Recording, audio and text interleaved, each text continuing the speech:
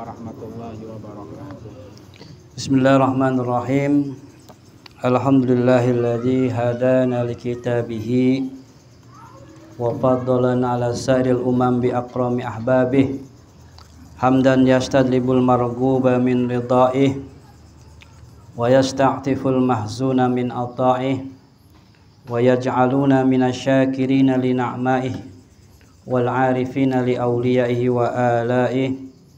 Wa sallallahu ala sayyidina Muhammad rasulihil mustafa wa nabiyil mujtaba wa ala alihi wa itrat tayyibin wa ala ashabi wa ummati ajma'in. Wa qala al-musannifu rahimallahu wa nafa'ana bi wa bi ulumid darain amin. Rabbi shrah li sadri wa yassir li amri wahlul 'uqdatam min lisani yafqahu qawli. Allahumma akhrijna min dhulumatil wahmi wa akrimna binuril fahmi waftah alaina bi ma'rifatil ilmi wa hassin akhlaqana bil hilmi wasahhil lana abwaaba fadlika wansur alaina min khazain rahmatika ya arhamar rahimin. Hadirin jamaah majelis taklim malam Sabtu wafid rahimakumullah. Sebagaimana biasa, mari kita awali pengajian kita pada malam hari ini dengan membacakan suratul Fatihah, yang mana pahalanya kita niatkan dan hadiahkan untuk para almarhumin almarhumat, wabil khusus orang tua kita, saudara kita, kerabat kita, guru-guru kita, dan kaum muslimin muslimat pada umumnya. Mudah-mudahan almarhumin almarhumat senantiasa mendapatkan cucuran rahmat dan maghfirah dari Allah Subhanahu wa taala, dan kita yang hidup senantiasa diberikan hidayah taufik untuk senantiasa taat ibadah kepada Allah Subhanahu wa taala, diberikan keberkahan dalam segala hal. Ala hadiniyah wa likulli salihah wal hadratin nabil mustafa Muhammadin sallallahu alaihi wasallam. Al-Fatihah. A'udzu billahi minasyaitonir rajim. Bismillahirrahmanirrahim. Alhamdulillahi rabbil alamin arrahmanir rahim maliki yaumiddin. Iyyaka na'budu wa iyyaka nasta'in shiratal mustaqim shiratal ladzina an'amta 'alaihim ghairil maghdubi 'alaihim waladdallin. Amin. Hadirin rahimahullah, alhamdulillah pada malam hari ini kita bisa hadir kembali setelah kita melaksanakan kewajiban kita sholat maghrib berjamaah, dan malam hari kita lanjutkan dengan pengajian kita pada malam Sabtu, masih melanjutkan pembahasan yang sudah beberapa lama kita tutup ya. Dan pada malam ini masih terkait dengan 4 hal ya. 4 hal yang mesti kita lazimkan apabila kita ingin selamat dari azab kubur ya. Dari 4 yang perkara yang bisa menyelamatkan kita dari azab kubur ya, 2 diantaranya sudah kita bahas, yaitu yang pertama muhafazatus shalah ya, menjaga sholat, yaitu pertama amalan yang bisa menyelamatkan kita dari azab kubur ya. Kemudian yang kedua adalah sedekah ya. Sedekah juga ini Pak, salah satu fadilahnya, utamaannya dia bisa menyelamatkan kita dari azab kubur ya. Dan insyaallah pada malam hari ini kita masuk pada pembahasan yang ketiga, perkara yang ketiga yang hendaknya kita lazimkan agar kita bisa diselamatkan dari azab kubur. Bismillahirrahmanirrahim. Fa ammal arba'atul lati yulazimuha fa muhafazatus shalah wa shadaqah wa qiraatul Qur'an wa qasrut tasbih. Adapun perkara yang mesti kita lazimkan agar selamat dari azab kubur, pertama menjaga sholat, kedua sedekah, dan yang ketiga adalah qiraatul Qur'an, membaca Al-Qur'an. Dan keempat, memperbanyak membaca tasbih ya. Terkait dengan yang ketiga ini itu qiraatul Quran, membaca Al-Quran. Nah ini juga salah satu fadilahnya adalah bisa menyelamatkan kita dari azab kubur.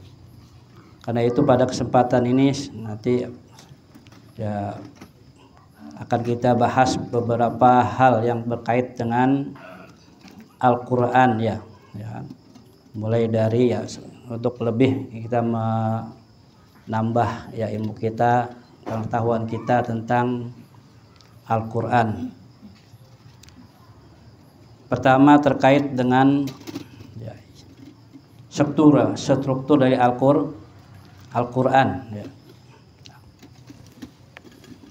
Terkait dengan surah Al-Quran ini setidaknya ada Ada 4 hal yang kita perlu ketahui. Pertama ada tentang jumlah surahnya. Nah ini mungkin sudah banyak yang tahu belum ya? Ya mudah-mudahan kita surahnya kira tahu jumlah surah Al-Quran berapa? Nah itu nanti ya ayatnya, juznya dan juga hurufnya. Nah ini ini bagian daripada struktur Al-Quran yang tentunya kita sebagai umat Islam ini orang Islam harus tahu ya. Jangan sampai ketika ditanya berapa jumlah surah Al-Quran, juznya agak kita bingung ya, diem. Nah ini kan satu pertanyaan nih. Padahal kan salah satu kewajiban kita terhadap Al-Quran itu kan diantaranya diantaranya memahami mengetahui segala hal terkait dengan Al-Quran ya, termasuk juga jumlahnya ya. Untuk jumlahnya sebagaimana yang sudah kita maklum ya, tentunya sudah banyak yang tahu adalah sebanyak 114 surah ya. Yang mana dari 414 surah ini kemudian dibagi 2. Ada yang surah Makkiyah, ada yang surah Madaniyah ya kan. Kalau Makkiyah itu ada 86 ya, surah Makkiyahnya ada 86 surah. Berarti sisanya surah Madaniyah itu ada 28. Itu terkait dengan jumlahnya. Nah itu ya, ingetin ya, 114 surah, yang Makkiyahnya ada 86 ya surah, dan sisanya 28 surah termasuk surah Madaniyah. Makkiyah disebut Makkiyah karena diturunkan mayoritasnya di Mekah. Adapun Madaniyah karena diturunkan di Madinah. Adapun ayatnya ya, jumlah ayatnya ya kalau juznya 30 ya, pasti tahu ya 30. Kalau jumlah ayatnya ada nah ini ada memang ada banyak perbedaan ya. Kalau menurut qiraat Hafs ini ada 6.236 huruf. Kalau kita baca Quran pakai qiraat Hafs itu jumlah ayatnya itu 6.236 ayat ya kan. Tapi kalau pakai Warsh, qiraat Warsh itu ada 6.214. Jadi perbedaan itu tergantung qiraatnya ya. Kadang-kadang kan ada tulisan alifnya, ada yang kagak gitu ya. Nah itu ya. Kemudian kalau hurufnya, nah ini menurut Imam Syafi'i dalam kitab Al-Um itu nggak salah ada 1.027.000 huruf Al-Quran. Nah itu terkait strukturnya ya kan. Nah itu. Kemudian juga terkait dengan Al-Quran ini juga yang perlu kita ketahui adalah terkait tentang pembagian surahnya ini ya. Dari 114 surah ini nanti akan dibagi kepada 4 ya, ada 4 pembagian surah ya kan. Ada yang namanya, pertama itu adalah as-sab'ut tiwal ya. Ada as-sab'ut tiwal, artinya 7 surah yang panjang ya kan. Kemudian ada yang namanya al-mi'un ya, artinya surah yang 100 ayat lebih. Tuh ingatin ya. Kemudian ada namanya al-masani, artinya ya surah yang jumlah ayatnya kurang dari 100, di bawah 100, ya kan. Kemudian nanti yang keempat ada namanya as-surah al-mufassal, ya kan, artinya surah-surah yang pendek-pendek, yang singkat-singkat kan, terpisah-pisah gitu kan. Nah ini nanti juga apa, dibagi lagi ya kan, ada namanya tiwal mufassal, ada apa, ausat mufassal, ada kisor mufassal. Nah itu pembagian dari kategori apa, pembagian surah Al-Quran. Yang pertama yang disebut bah, yang tadi pembagian pertama ada ashabul bah, at-tiwal itu 7 surah yang panjang itu bah. Yang pertama udah pasti apa, surah pertama tuh ya, Al-Baqarah tuh. Al-Baqarah ya. Kemudian apa lagi Al-Baqarah, terus setelah Al-Baqarah Al-A'raf ya, Al-Imran ya, Al-Nisa, Al-Maidah, Al-An'am, Al-A'raf, Al-Anfal, itu bah surah itu, 7 surah itu disebut namanya as-sabut tiwal, 7 surah yang panjang gitu. Yang kedua ada namanya surah al-mi'un ya, al-mi'un ya surah dengan mi'ah, artinya bah 100, berarti yang jumlah ayatnya 100 lebih ya kan. Nah itu bah diantaranya itu bah ada 7 juga tuh kan. Pertama surah Yunus ya kan, surah Hud, Yusuf ya, Ar-Ra'd, Ibrahim, Al-Hijr, dan An-Nahl. Nah ini bah disebut surah al-mi'un, berarti surah yang jumlah ayatnya lebih dari 100. Kemudian ada yang namanya surah al-masani ya, jumlah surahnya bah kurang dari 100 ya, 100 ayat. Nah ini bah berarti sisanya nanti ya, tinggal lihat sisanya tuh ya kan, dilihat di Al-Quran. Kemudian yang terakhir ada namanya mufassal, artinya surah yang singkat kata bah, mufassal itu terpisah-pisah ya. Yang terpisah-pisah itu bah ada yang namanya tiwal mufassal ya, tiwal kan panjang ya, terpisah tapi agak panjang. Nah itu dimulai dari surah Qaf sampai surah Al-Mursalat. Surah Qaf sampai surah Al-Mursalat itu namanya apa, tiwal mufassal ya kan, tiwal mufassal, Qaf sampai surah Al-Mursalat ya. Kemudian ada yang namanya ausatul mufassal, itu dari surah An-Naba ya, amayatasa'alun ya sampai waduha. Nah itu namanya apa, ausatul mufassal, pertengahan ya kan, singkat pendek tapi pertengahan.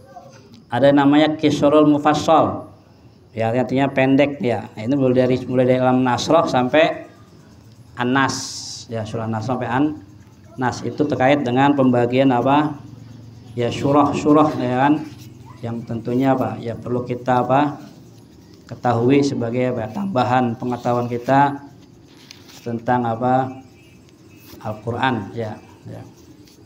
Kemudian juga terkait dengan Al-Quran ini, membaca Al-Quran juga nanti ya, yang kita akan bahas adalah juga terkait nanti tentang apa, kedudukannya, fungsinya ya, utamaannya.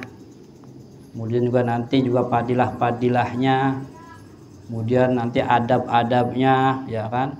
Membaca Quran secara umum juga, nanti juga ada adab-adab secara khusus dalam kita menghatamkan Al-Quran ya kan.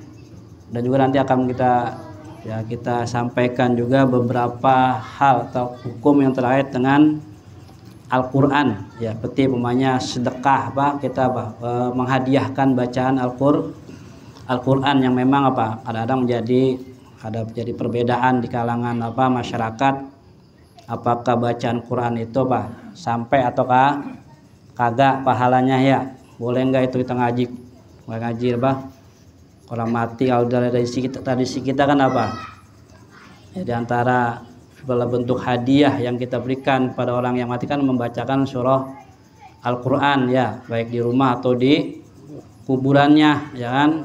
Kalau kita kan ada sampai 7 hari, ada yang sampai 40 hari kan, ada yang 100 hari, bahkan ada yang setahun ya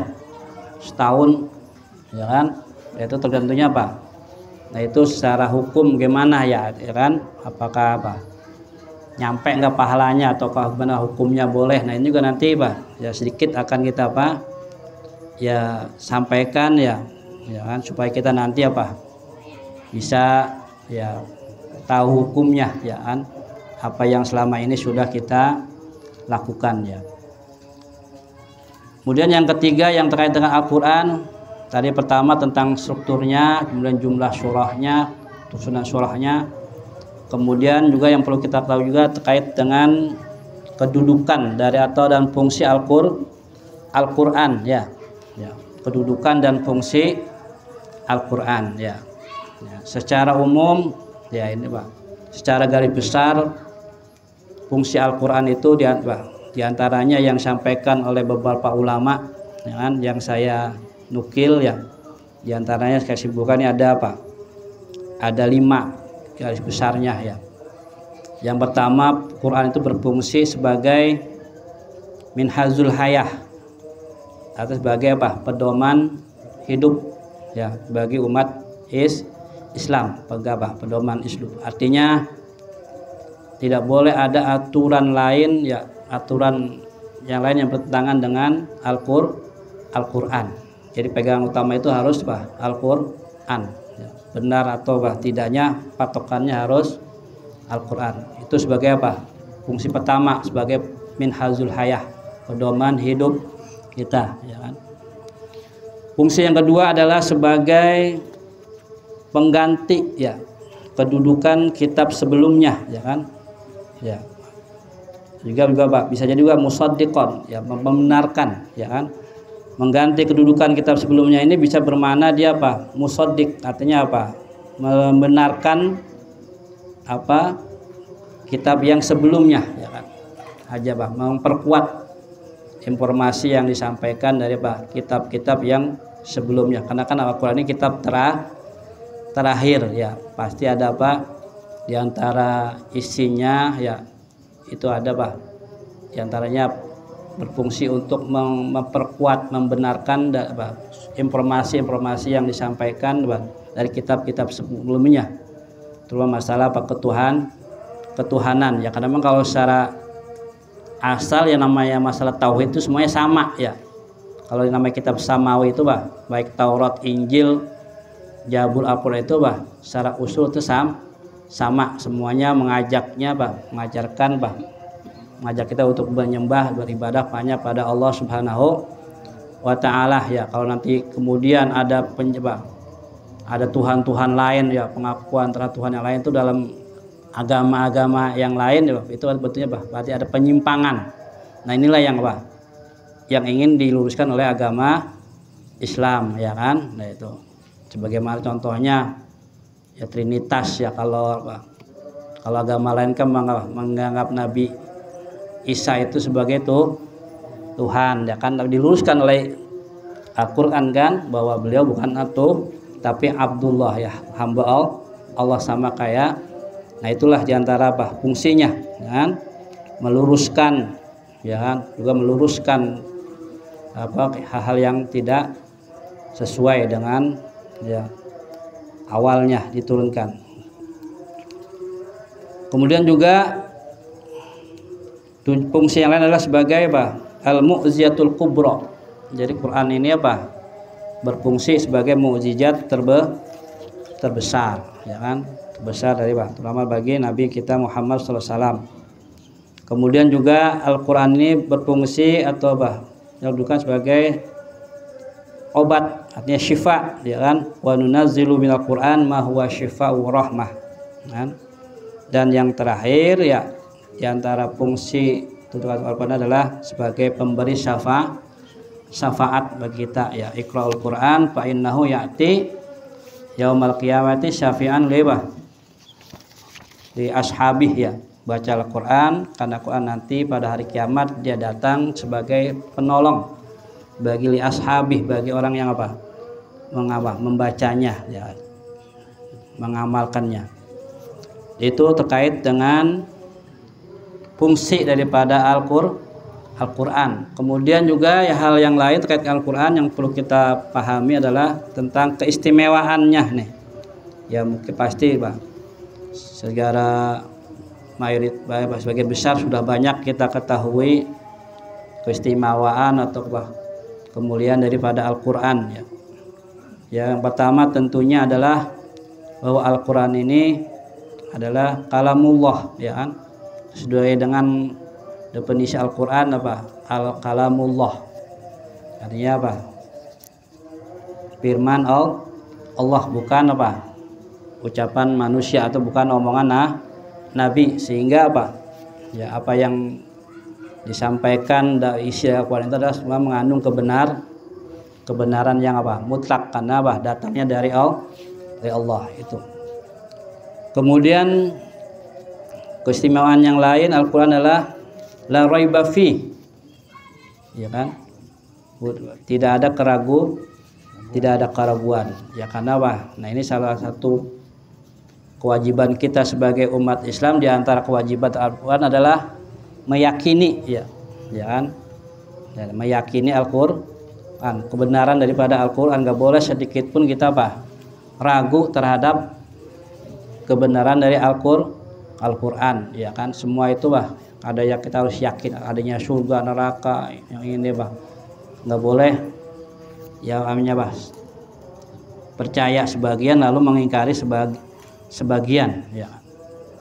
Kemudian keutamaan yang lain juga, keistimewaannya Al-Qur'an ini dia memiliki ada memiliki dari segi uslub, ya, uslubnya lughahnya sangat luar biasa, ya kan?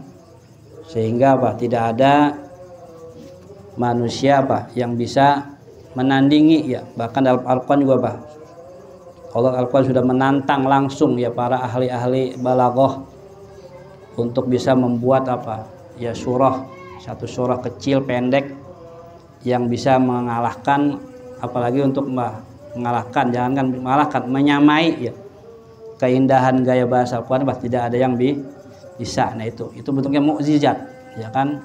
Makanya namanya mukjizat, ya. Mukjizat itu kan dari kata azaza, yang melemahkan.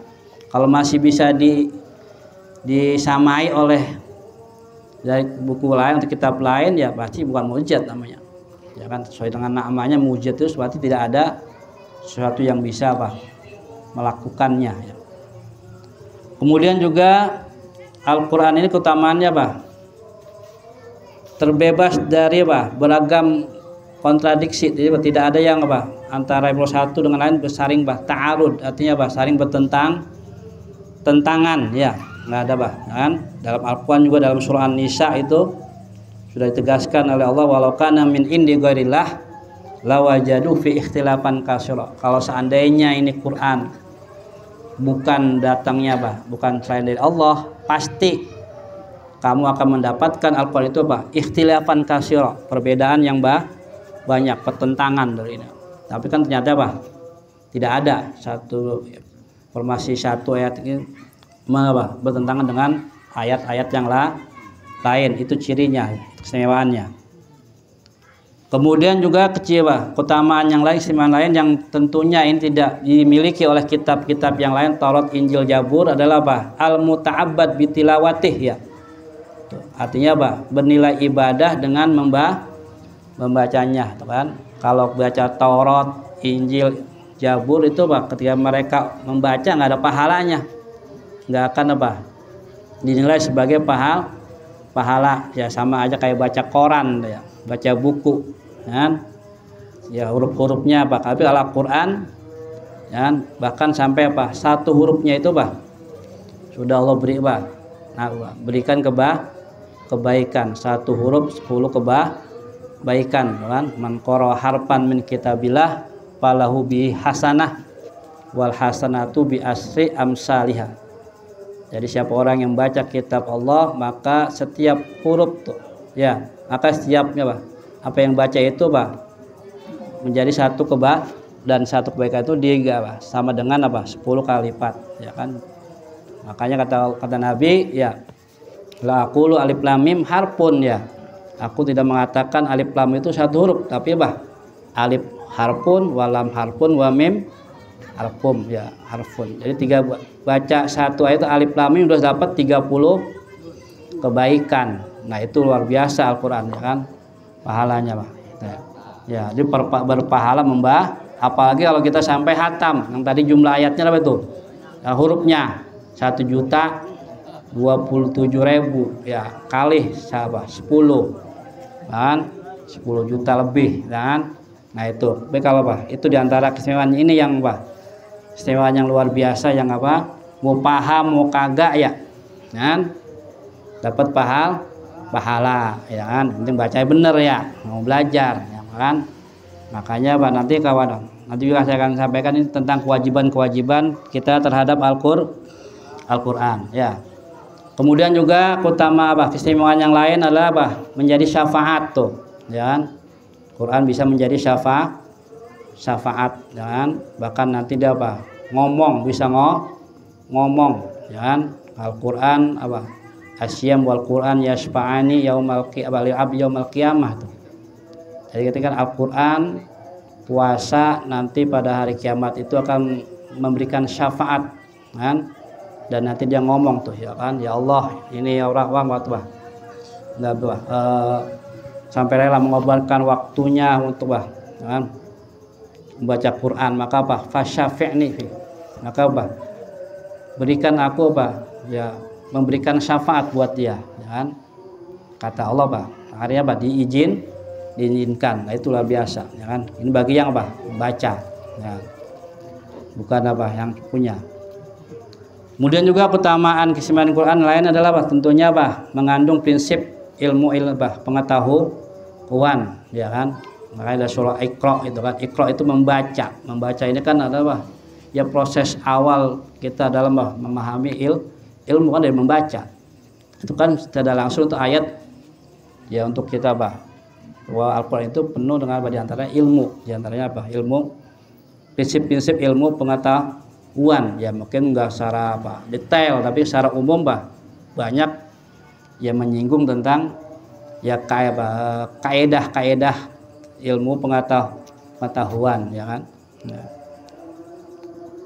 Sehingga ayat-ayat Al-Quran ini apa yang disampaikan oleh tidak bertentangan dengan prinsip ilmiah yang sekarang ada gitu kan ya malah justru menjadi membenarkan ya kan ternyata jauh sebelumnya kayak banyak teori keilmuan yang sekarang kan banyak yang temukan itu ternyata jauh-jauh hari sudah disampaikan Al-Quran cuman baru ketemu saat ini banyak gitu teori keilmuan yang ternyata Al-Quran jauh hari sudah menyinggungnya ya sudah menyatakannya. Kemudian juga yang tentunya keutamaan yang lain adalah terpelihara dari tahrif perubahan ya kan karena apa Allah Subhanahu wa taala sudah menjamin langsung bahwa beliau Allah yang akan menjaga Al-Qur'an inna nahnu nazzalna dzikra wa inna lahu lahafizun ya. Kalau Taurat Injil Zabur nggak ada ya kan Allah menyatakan demikian. Makanya banyak kitab buku kitab Taurat Injil itu sekarang ini ya udah banyak penyimpangan ya buktinya kan yang awalnya satu sekarang bermacam-macam kayak Injil ada Injil Matius Markus Yohanes apalagi satu lagi itu kan padahal asalnya satu tapi bisa bisa berbeda-beda versi dan setiap versi kadang-kadang bertentangan ya kan. Nah itu buktinya kalau kitab lain nggak dijamin ya pemeliharaannya keasliannya oleh Allah Subhanahu tapi Al-Quran ya langsung Allah yang menjaga makanya sampai sekarang mulai awal turun sampai sekarang tetap terjaga terpelihara keasliannya. Bahkan kalau ada orang atau pihak tertentu yang ingin memasukkan Al-Quran pasti ketahuan pasti terdeteksi ya ini Quran palsu nih ya kan pasti nggak akan nah itu karena sudah mendapat jaminan ya. Kemudian juga keutamaan yang lain dalam surah Al-Qamar ayat 32 Allah berfirman walaqad yasanal qur'ana lizikri ya fahal min muddakir di antara itu. Artinya Quran ini mudah dihafal kan ya makanya kalau ada yang mengatakan ya kan karena Allah sudah menyatakan langsung menjamin bahwa Quran itu mudah dihafal dan itu terbukti kan berapa juta udah umat Islam yang yang hafal Quran. Tapi coba lihat Taurat Injil jangankan umatnya ya pasturnya saya yakin nggak hafal ya coba makanya nggak ada musabaqah tilawatil Injil nggak ada kan ya kan musabaqah tilawatil Taurat Kan? Atau tahfizul apa? Injil, tahfizul Taurat kagak ada. Kan? Kalau diadain saya jamin kagak ada yang ikut. Kan? Kagak ada yang hafal. Ya jangankan umatnya, pasturnya dah. Paus lo tanya pausnya sendiri. Nah, pendetanya tuh. Ustadznya ya kalau kita usah ada hafal nggak itu? Ya kan? Taurat Injilnya semua tuh. Kagak bakalan. Kan? Nah, kan? Ada apa? Kalau Al-Quran kan udah mau dia mau orang Islamnya orang Arab kayak mau orang itu bahasa Arab. Kalau makanya terjemah itu bukan Quran, terjemah mah, kan? Maka nanti Quran itu bahaya itu yang berbahasa Arab. Mungkin tadi mana juga di Cina di tetap Quran itu berbahasa Arab, nggak kayak dia Injil ya, tahu kan? Ya kalau kita di Indonesia bahasa Indonesia, ya kan? Kalau di Inggris ya bahasa Inggris, di Arab juga bahasa Arab, ya kan? Nggak kayak kita, ya kan? Injil tuh ada tuh, maka ya kan? Saya juga punya Quran, bukan Injil yang bahasa Arab. Sengaja ya beli pengen tahu gimana sih ya, kan? Punya saya Injil tapi bahasa Arab, kan? Dilaguin bacanya. Baca gimana? Tapi udah dibarisin, alhamdulillah kayak Quran. Ya udah dibarisin, ya kan? Tapi itu Injil versi dalam bahasa Arab, ya kan? Nah, buat anu aja buat apa? Ya, iya polisi namanya Kitabul Hayah tulisannya dia mah, ya? Kitab kehidupan, ya. Nah itu diantara ustamaannya, ya kan? Ya mudah dihafal, ya kan? Yang terakhir keistimewaan Al-Quran ini adalah diantaranya Mustafa. Muji Al-Quran adalah mujizat yang tidak bisa ditandingi ya kehebatannya, baik itu uslub bahasanya ya isinya itu agak ada yang bisa menandingi karena memang bersumber dari Allah Subhanahu wa taala itu berapa informasi terkait dengan ya Al-Quran ya supaya kita tahu juga ya kan ya, bisa mungkin aja dulu ya. Ambil aja dulu selesai.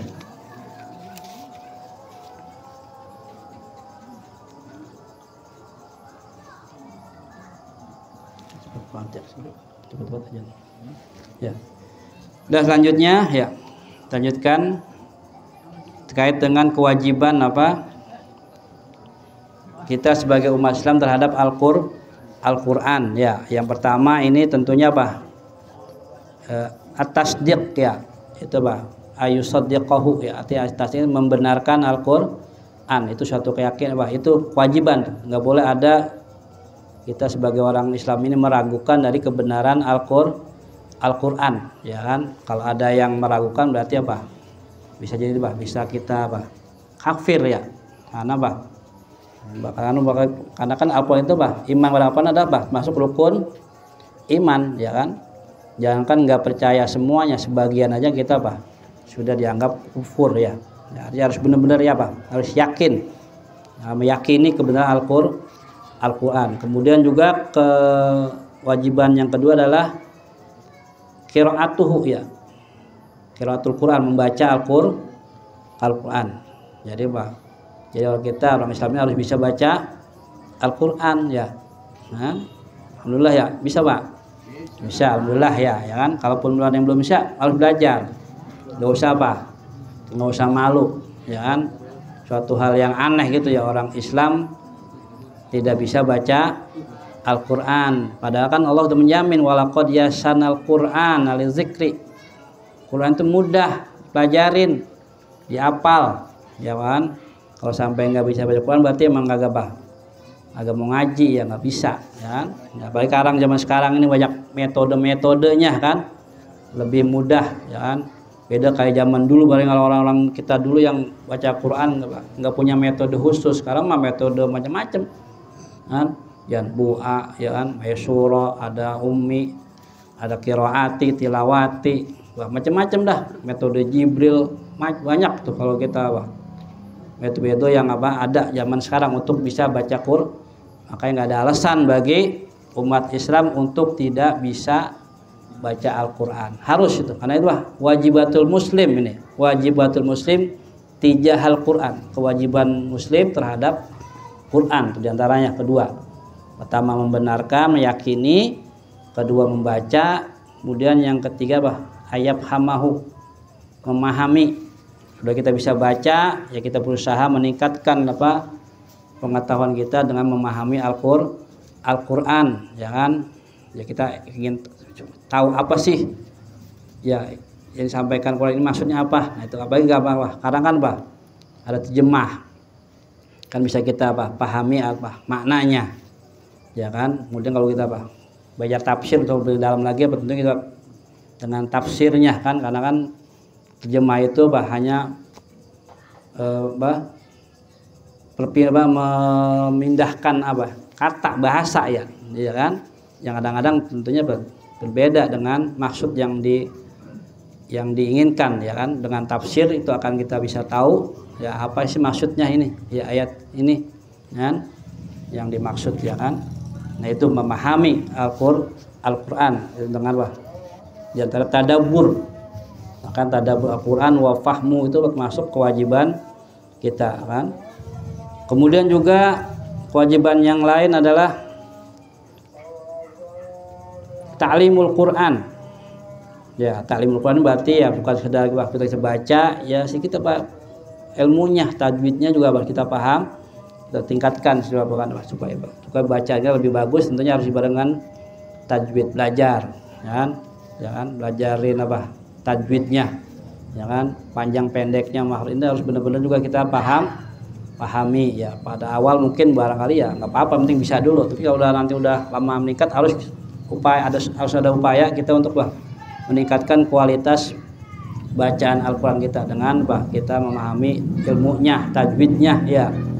Kemudian juga mengalami ini kita mengajarkannya juga kan, menghafalnya itu kan bagian dari kewajiban kita, terutama surah-surah yang sering kita baca ya. Mungkin untuk 30 juz makan berat kan, yang paling tidak ya juz 30 dah. Kalau 30 juz kan berat, paling enggak juz 30 ya kan. Iya 30 juz berat ya, paling enggak juz 30 aja dah, itu yang harus bisa harus kita hafal ya.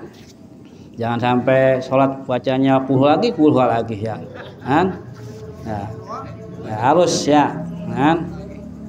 Ya, kemudian juga kewajiban kita terhadap Al-Quran adalah at-ta'addub ma'al Quran, artinya beradab. Maka nanti dalam pada kesempatan ini nanti juga waktu lain nanti akan sampaikan juga bagaimana adab kita terhadap Al-Quran. Nanti juga ada tuh kan, juga bagian daripada ya kewajiban kita terhadap Al-Quran. Ya ada adab-adabnya kan. Nah, nanti akan kita sampaikan nanti. Kemudian juga ad-da'wah bil Quran tuh.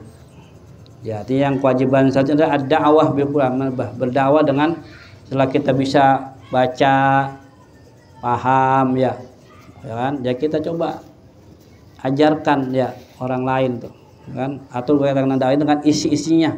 Kemudian ayat ini bicara tentang apa, menjelaskan tentang apa, kita sampaikan.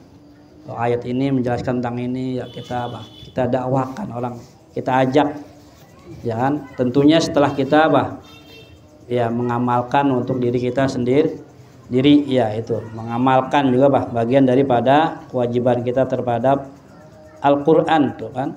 Nah.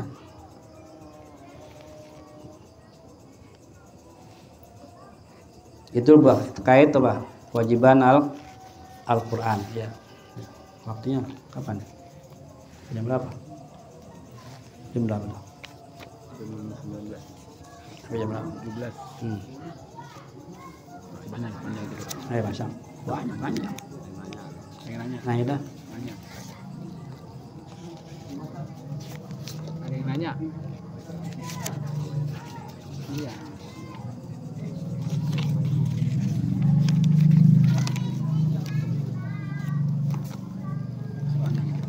Banyak.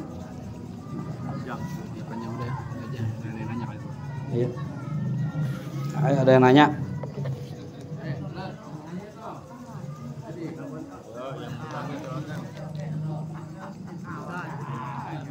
Iya. Saya bisa baca Al-Quran, tapi artinya kagak ngerti. Nah itu gimana tuh? Oh, baca Quran bisa, alhamdulillah. Kagak apa? Ngerti arti? Ya nggak masalah ya. Ya kan diantar apa? Ya ibadah membaca kan Quran itu al muta'abbad bitilawatih tuh. Utamaannya, istimewaannya. Bacanya aja sudah bernilai ibadah. Meskipun kita nggak tahu artinya, tapi nanti apa? Ya harus ada upaya. Ya kan kalau masalah arti mungkin kita nggak ngerti bahasa Arab kan kadang gampang ada terjemah. Ya sekali-kali mah waktu kita sempatkan apa? Waktu membaca arti terjemahnya dah ya. Terjemahnya apa sih maksudnya? Qul huwal ahad maksudnya apa ini? Qul huwal ahad, Allahus samad, kan atau Al-Fatihah ada paling enggak itu ya. Mana Fatihah yang memang sering kita baca itu rukun dalam sholat. Ya, setidaknya itu Pak, masa nggak tahu mana Fatihah apa itu? Ya alhamdulillah alamin. Ya kita sekarang mah ada terjemah gampang. Baca. Ya kalau masalah boleh kan nggak apa-apa ya, malah pahala udah. Ya kan? Bacaannya aja sudah pahala kan. Nah, apalagi sampai kita paham.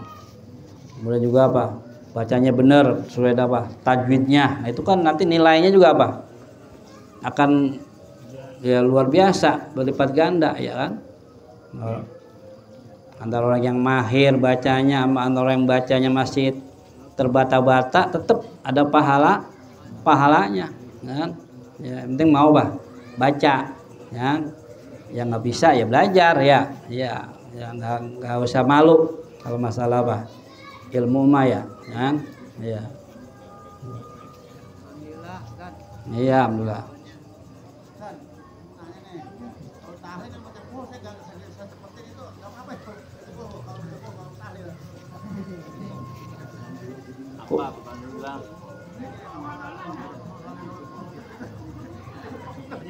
Nah, ya itu kan nanti berkaitan dengan baca Al-Quran, cara baca Al-Quran. Nah, dalam tingkatan membacakan itu kan banyak tuh tingkat-tingkatannya, istilahnya. Ya, ada namanya istilahnya tahqiq, tartil, tadwir, ada hadar ya. Ya kan? Kalau itu ada ada 4 tingkatan tuh dalam membaca Al-Quran. Ada istilahnya tahqiq, ya tahqiq. Kemudian ada apa? Ada tartil, ada sini ada tadwir, ada hadar. Nah, paling rendah itu hadar itu Hadar itu artinya sini asyur'ah, hadar itu sur'ah, cepat.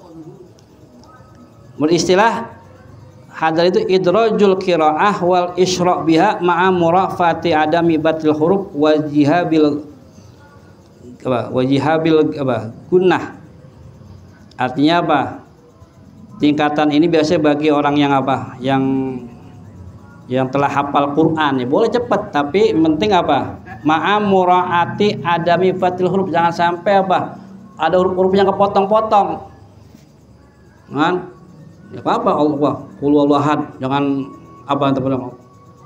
iya cepat boleh, tapi jangan sampai harus perhatikan dengan ma'a muraati adami batil huruf, jangan sampai ada huruf-huruf yang kepotong, hilang, ketinggalan. Kami cepatnya had gitu kan. Allah ahad lagi kan. Nah, iya harus benar, nggak apa-apa cepet, tapi tadi itu orang cara baca begitu namanya hadar, itu dibaca cepet al-isra ya bil qiraah ya baca cepet dengan tapi ma'a muraati itu. Tapi jangan lupa disertai memperhatikan ya kan adami batil huruf, dan juga jangan sampai menghilangkan gunah-gunahnya gitu kan. Wajihabil gunnah iya hilang apa-apa ya harus Nah itu kalau yang umumnya tartil ya, tartil ini kan tartil sesuai dengan maknanya. Tartil itu perlahan, bacaan perlahan, tenang, tetap. Tartil itu namanya maknanya at-tanasuk ya, berirama, tanasuknya tenang, melafadzkan setiap huruf daripada makhrajnya yang tepat. Jangan yang bagus mah tartil ya. Bahkan warattilil qur'ana kata Perintah kan warattilil qur'ana tartil, bacanya tartil harusnya tenang, pelan, yang terlalu cepat banget. Hari terlalu cepat nanti malah ada huruf-huruf yang ya ketinggalan, kadang tuh hukum mahrudnya ada yang salah, gunahnya nggak kebaca, matobinya apa lewat ya, sekedar kan yang apa boleh, itu intinya boleh ya. Tapi tadi tuh ya, kalau yang baca itu namanya apa, tingkat namanya hadar, istilahnya ada tahqiq ya, ada tartil, ada tadwir, ada hadar. Itu cara apa, tingkatan dalam membaca Al-Quran ya, itu hadar ya, cepat boleh, tapi itu tadi itu syaratnya ya. Iya, kalau hadar tapi sampai banyak huruf yang ketinggalan mah itu nggak boleh. Nah, biasa kalau hadar itu orang yang biasa hatam Quran kan, kalau orang nggak kita lihat kan, kalau orang yang hafid kan ya, kayak untuk murojaah tuh emang harus begitu ya kan. Kalau murojaah masa tartil ya kan, habis waktunya ya kan. Kalau biasa kalau yang orang yang para hufad itu dia dalam murojaah begitu cepet bacanya ya kan. Sudah murojaah dia tahu dia hukum ini karena dalam murojaah apa gitu ya. Ya kalau pakai tartil kan murojaah ada lama kan, sejus bisa nggak cukup sejam ya.